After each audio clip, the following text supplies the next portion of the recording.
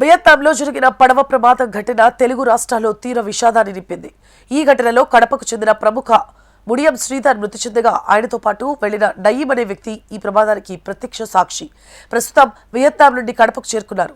పడవ ప్రమాదం కళ్ల ముందే జరిగిపోయిందంటూ ప్రత్యక్ష సాక్షి నయీంతో మా ప్రతినిధి చంద్రమోహన్ రాజు ఫేస్ టు ఫేస్.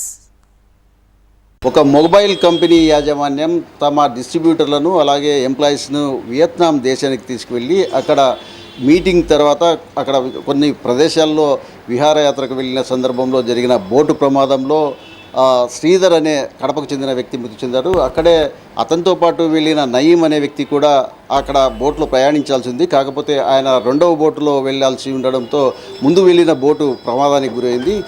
అక్కడ ఏం జరిగింది, ఆ బోటు ప్రమాదానికి సంబంధించిన పూర్తి వివరాలు తెలుసుకునే ప్రయత్నం చేద్దాం. మనం చెప్పండి, మీరు ఎప్పుడు వెళ్ళారు? కడప నుంచి ఎంతమంది వెళ్ళారు?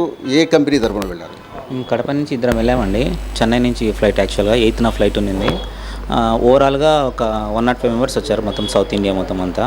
బట్ మన ఏపీ నుంచి అయితే 15 మెంబర్స్ వరకు ఉన్నారు. వెళ్ళాము అక్కడికి. 8th స్టార్ట్ అయ్యాము. ట్రిప్ ఇంకా సాటర్డే లాస్ట్ డే ఉన్నప్పుడు బట్ ఇలా సడన్గా బోట్ బోల్తా పడడం వల్ల ఇలా జరిగింది. మీరు వెళ్ళిన తర్వాత వాళ్ళు అంటే అక్కడ బోట్లో ఎక్కేటప్పుడు కానీ అక్కడ నదిలోకి సముద్రం నీళ్ళలోకి వెళ్ళే సమయంలో మీకు లైఫ్ జాకెట్లు కానీ జాగ్రత్తలు చెప్పే పరిస్థితి ఏం కనిపించలేదా? చెప్పారండి. మొత్తం వాళ్ళు సేఫ్టీ మెజర్స్ అని చెప్పారు. లైఫ్ జాకెట్స్ ఇచ్చారు, అన్నీ ఇచ్చారు. బట్ అలా ఎక్కువ రావడం వల్ల బోటు బోల్తా పడింది. మెయిన్ అదే అక్కడ ఇన్సిడెంట్కి కారణం. గతంలో ఏవైనా ఇటువంటి సంఘటనలు జరిగాయా? ఆ ప్రాంతంలో జరిగినట్లు ఏమైనా మీకు ఏమైనా తెలుసా? లేకపోతే ఇంకా బోట్లో ఇంజన్లో ఏదైనా ప్రమాదం జరిగిందా? కేవలం అలాగే కారణం అంటారు? ఓన్లీ అల్లలే అండి కారణము. ఇంతకుముందు జరిగిన ఇన్సిడెంట్ అయితే తెలియదు నాకైతే. బట్ అలా రావడం వల్ల బోటు తిరిగి పడిపోయింది. ఒక పక్క ఉండే వాళ్ళంతా ఇంకో పక్క పడిపోయారు. దానివల్ల బోటు తిరిగి బోల్తా పడిపోయింది. ఇప్పుడు చనిపోయిన ముడియం శ్రీధర్ ఎట్లా వెళ్ళాడు? తర్వాత అక్కడ ఏ రకంగా మీరు ప్రత్యక్షంగా చూసారా? చూశానండి. నేను ఆయన కలిసి వెళ్ళాం. చెన్నై నుంచి బ్యాంకాక్ వెళ్ళాం. బ్యాంకాక్ టు ఫుకాక్ వెళ్ళాం. అక్కడ ఆల్రెడీ 2 days ఎంజాయ్ చేసాం బాగా. సాటర్డే కూడా బాగా నడుస్తుంది. వితిన్ ఒక 5 minutesలో ఇన్సిడెంట్ ఇలా జరిగింది సడన్గా.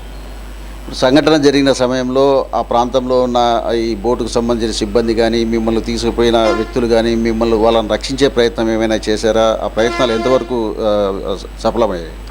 అందరూ సపోర్ట్ చేస్తారండి. మా టీం కూడా మొత్తం చాలామందికి సిపిఆర్ చేసాము, ట్రై చేసాము మ్యాక్సిమము. వాళ్ళ బోట్ వాళ్ళు లైఫ్ సపోర్ట్ వాళ్ళు కూడా బాగా సపోర్ట్ చేశారు. కొంతమంది బోట్లు ఇరుక్కపోవడం వల్ల రాలేకపోయారు బయటికి. వాళ్ళు మాత్రం చనిపోయారండి.